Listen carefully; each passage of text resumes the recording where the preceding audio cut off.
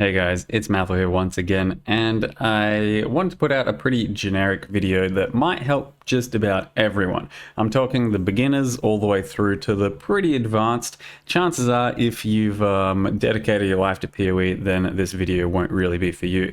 But I wanted to do some sort of tips, tricks, and some information that isn't so widely available. So we're talking Path of Exile being a massive game. There's lots of information out there, and some stuff that you learn and pick up along the way is not very intuitive, but it's very helpful, and it's the type of stuff that you'll see all kinds of streamers and YouTubers and stuff do, and then you'll be wondering, why did they do that, or how did they do that, or how did they know to do that?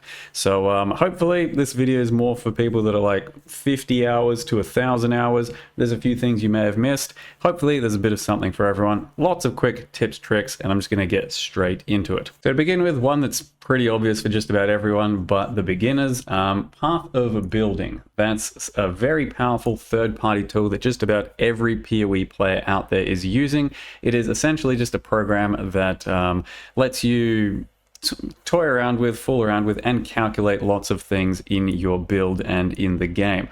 You can take other people's builds and just import them. You can save your own builds, and most importantly, you can test and experiment with things worry-free, just because it's like got everything there and it'll do all your calculations for you. One particularly important thing I wanted to mention through Path of Building that not everyone still uses is the power report. So if we just have a quick look at this, you go show node power. What that's going to do is show the power of every single node based off of what you want it to show. So ideally, you're probably looking at like full DPS. The most useful thing for this is to kind of figure out your let's do hit DPS because I don't have a full DPS set up. You want to figure out what your anoint is going to be, so your most powerful node to steal and put on your amulet. It takes a little bit of calculating sometimes, but basically it's just going to go over and show for your current setup your best just damage node point for point. It's not always going to be purely accurate because of various factors, but it's usually a good indicator of what your most powerful node is. And on top of that, it can also show you what your build is kind of lacking. It might really highlight that you need a lot of crit multi or a bit of flat damage. So it'll show you what your most powerful nodes are based off of the heat of the map. Otherwise, you can just hit show power report, and then it'll actually list for you your most powerful nodes just by clicking on them. Sometimes it'll do notables, which won't keystones, which won't really matter. Otherwise, you've got your like most powerful node here, and if you look at it, it's going to give you something like 9% damage. That might be what you want to anoint.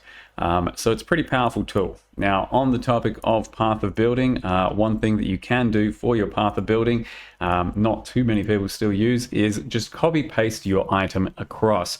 So all you need to do in game, so you're just running around in game, doesn't really matter. Hover over your item, Control C, and then you can actually import that exact item into Path of Building, and then toy around with that exact item in the tool itself. That'll work for all of your gear. It'll also work for gear that you see around. So I'm pretty sure if we just do this over that guy's item there, we can import it, and someone linked you something, and that works too. And that will bring me to the next portion of the quick tips and tricks, and that is the trade site. Now, we're going to make an entire video about the trade site, but basically this is what everyone uses to trade in Path of Exile. Path of Exile trade official site. Some things that people still don't know for whatever reason. If we just search for anything, doesn't fucking matter. There are a couple of buttons over here. There's one copy item, and there is one filter item by stats. When you're searching items on Path of Exile trade website, whatever you're looking for, if you think maybe it's an upgrade for me, maybe it's not, it's very simple to have your Path of Building open, hit copy item, that copies the item, and you can import it directly into your Path of Building. So before you buy anything or commit to anything, you can test the item off of the site and copy it over. The next thing in the trade site is also filter item by item stats. So this is very powerful for uniques, because uniques, you search for one, it's going to have like 6 unique properties that are hard to otherwise quantify, and all you do is hit filter item by stats, and it copies across all of the stats of that item, and then you can adjust them however you see fit. So that's pretty useful. Usually, let's say an Atziri's flask for example, usually pretty tough to search up otherwise. Whole bunch of unique stats. You then hit filter item by stats, and you want the best possible one, so you'll hit 15, you'll hit 10, whatever it is, and then it'll search for only those with those parameters. Pretty useful for trade. The one other thing, like I said, there's lots we can do in trade. The one other thing I want to highlight for you guys is the tilde button here. If you type that in before you type anything, then it'll accumulate anything you type, doesn't matter if it's in sequential order or not, and search for it. So to give you a better example, let's zoom in on this real quick. So what we're doing is, let's say we want maximum life. That'll search up anything that has maximum life, saying maximum life in sequential order. But if you want, for example, life, leech, attack, it's going to do anything that has those words throughout the entire sequence and accumulate them. And it's very powerful and very useful to search up all kinds of things. If I want, for example, attack crit, I don't have that because I searched it wrong. But if I instead do tilde attack crit, it has all of the various options, and the one I'm usually looking for is going to have attacks have % crit. So just keep in mind, when you're searching, you usually want the little tilde button before you do anything, and then start your search. And the one last sort of third-party or out-of-game thing I wanted to mention and talk about is PoE DB.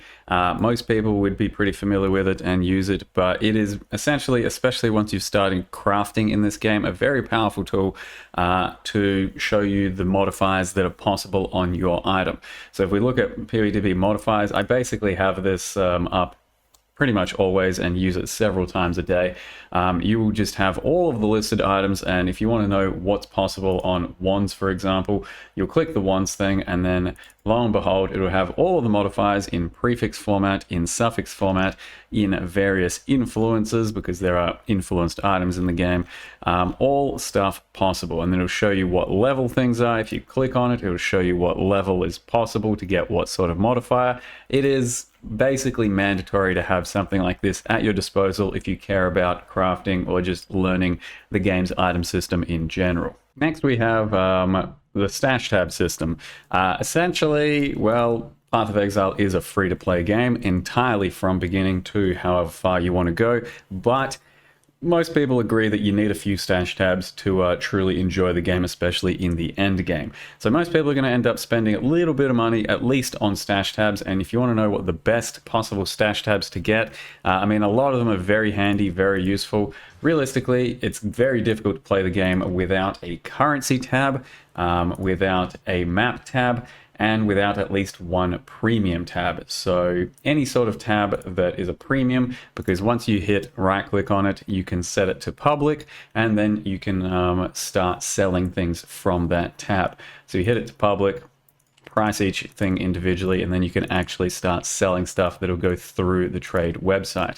Those I'd say are the absolute most mandatory, but the other sort of really useful ones are also going to be divination card, and possibly a fragment tab, just to allocate, coordinate all your fragments. This one I wouldn't say is mandatory. Divination card's going to save you a lot of space, but a lot of headache will be saved through using the currency and the map tab for sure. And while we're on the topic of tabs, there are things called affinities. So when you right click your tab, if you've got custom tabs, there's something called affinity, and that just simply means that whenever you try and bank something into your tab, into your stash, you will be funneling all those items to whatever tab has that affinity. So the currency tab, any currency item is going to be going straight towards this, no matter what tab you're on. Likewise for the oils, let's say, if it's got an affinity for blight, it's going to go there. The fragments, if there's an affinity for fragments and you tick that, it's going to go there. So then it doesn't matter where I'm sitting.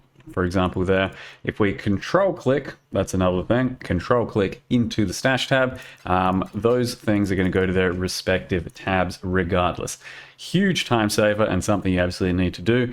Control clicking goes towards the tab, control clicking out sends it back into your inventory. You can also split items, well, first of all, by shift clicking, having that, but it can be very convenient, very comfortable to split items by holding the stack, holding shift, and then you can separate them one at a time.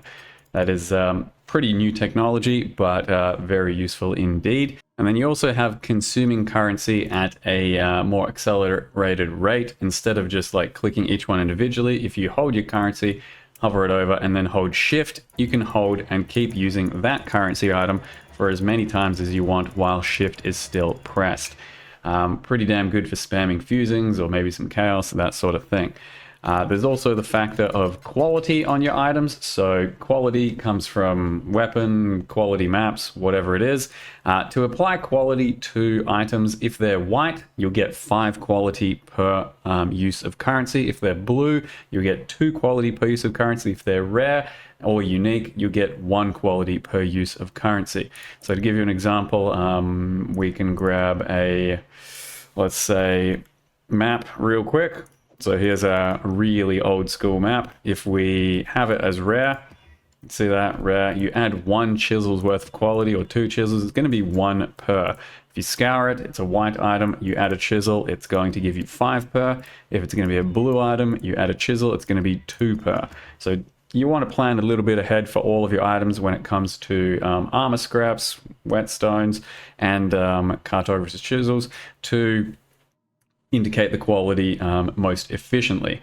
On top of that, quality on your weapons and armor is going to help with the ability to 6-link. So before you 6-link or you 6-socket, make sure you are always qualitying your armor and your weapon to maximum. And speaking of quality and gem interactions, what you can do is for gem cutter prisms, you can increase the quality of your gems 1 at a time, like so. But if your gem is level 20, then you can sell it to the vendor with a level or with a gem cutter prism to give yourself back a level 120 quality. That does mean you have to re-level it all over again, but it does give you a 20 quality gem, save you a lot of currency. And typically when you're leveling a character at high levels, you would do this for a lot of your gems and re-level them straight back up to full. There are a few other tips or interactions you can do for gems in the form of de-leveling a gem all the way back down to level 1 if you really want to do that for various reasons. Selling it with a regret orb gives you a level 1 version of whatever gem you have, so it can go back down to level 1 with 20 quality. Selling a gem with a scouring orb de-levels it by 1 level in case you've leveled it up too much or you just want to take it back down for a certain reason. Next, when you're in your hideout, you might want to make sure you set up your hideout with all of your various stash tabs and usable benches and shit. And you go to your edit or your decorations and make sure you place all of your different league mechanics down onto your stash so you can actually interact with them. There's going to be things like Expedition Locker, there's going to be things like your various league NPCs, I guess, Heist Locker, all those things. Make sure you're not missing out on your Harvest Bench. So once you've interacted with them, you should be able to place them into your hideout and then have them at your disposal. That's not going to be universal for everything, but for quite a lot of the useful ones. On the topic of the crafting bench, there are a few powerful things to use there, but one thing not too many people still know of for some reason is if you go all the way down to the bottom, you can do your undiscovered or your veiled, and it'll show you your varying crafting recipes that you don't have.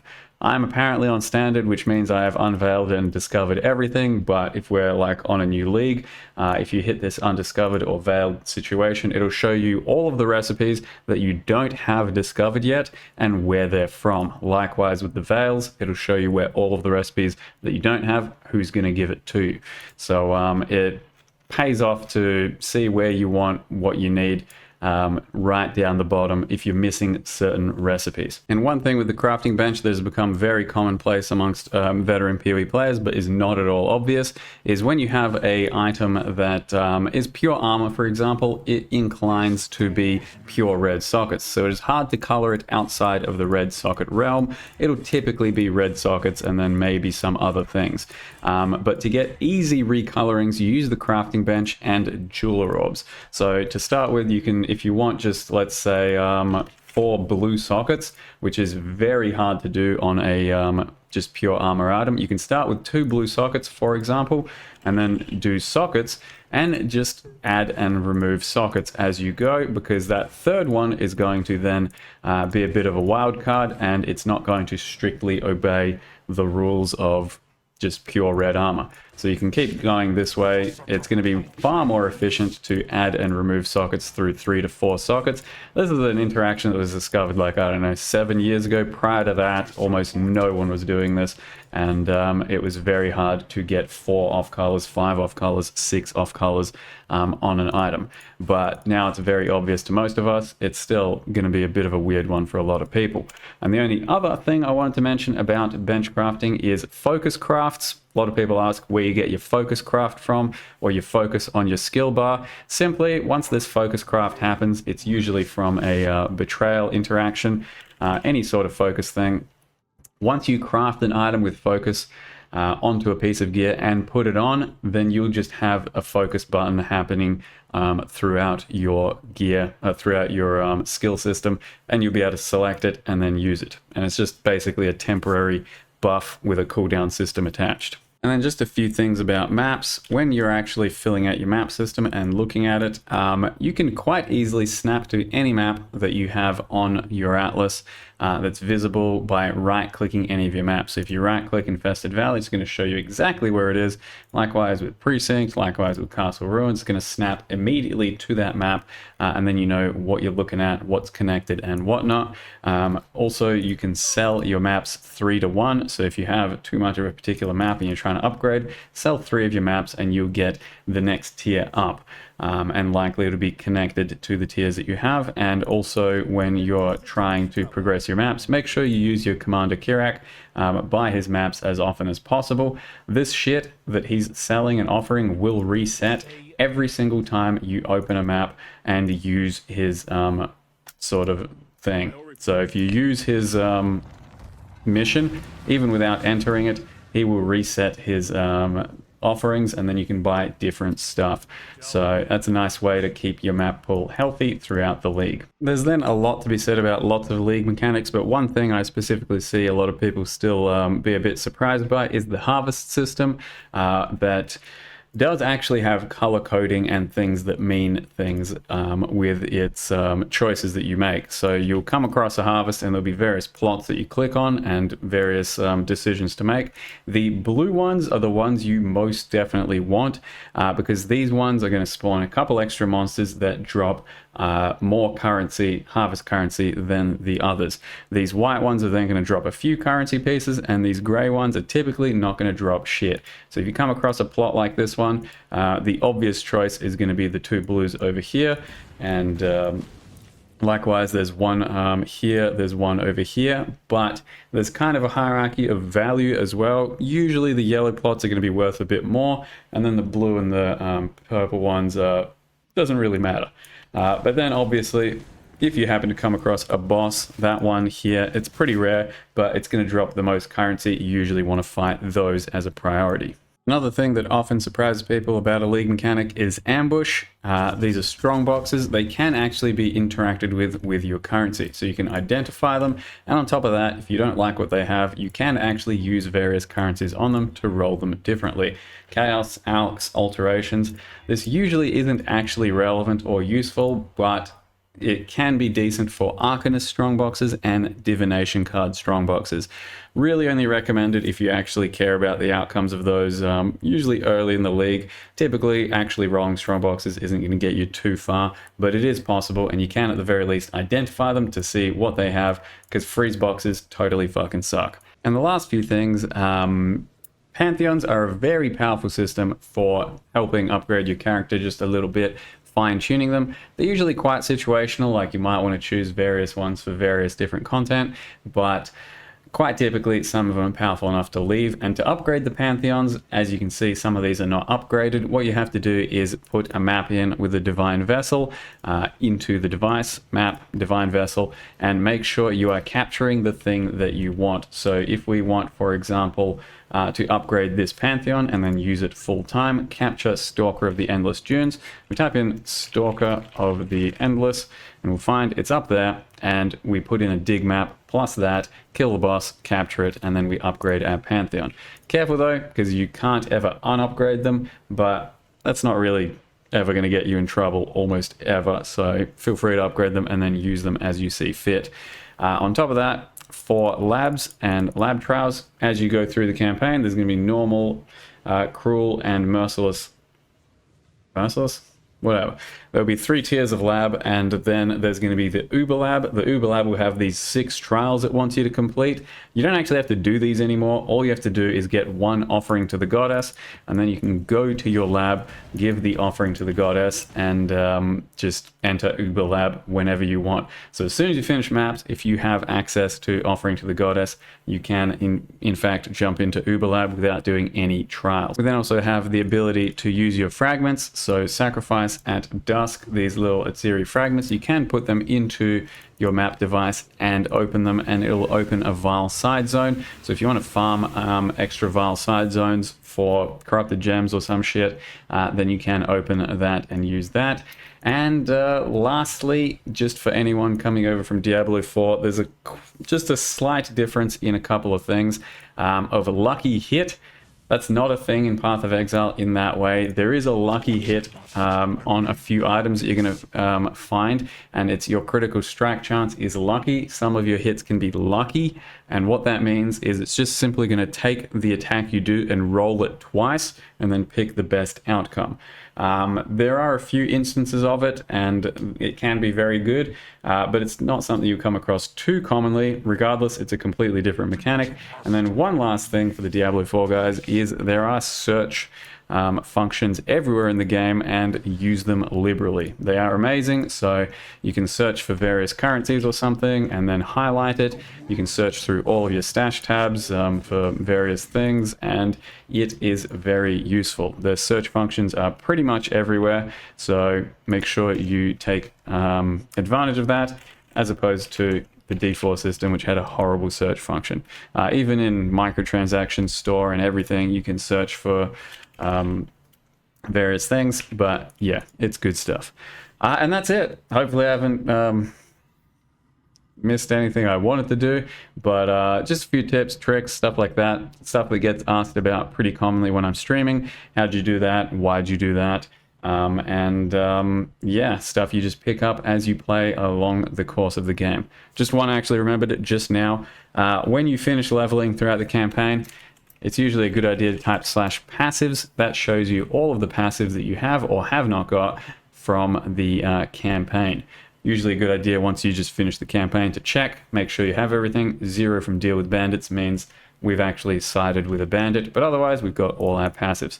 And there it is. I think that's covering everything for tips, tricks, and information. Hopefully it was pretty useful for you. Path of Exile is an amazing game. A lot to figure out, a lot to experience.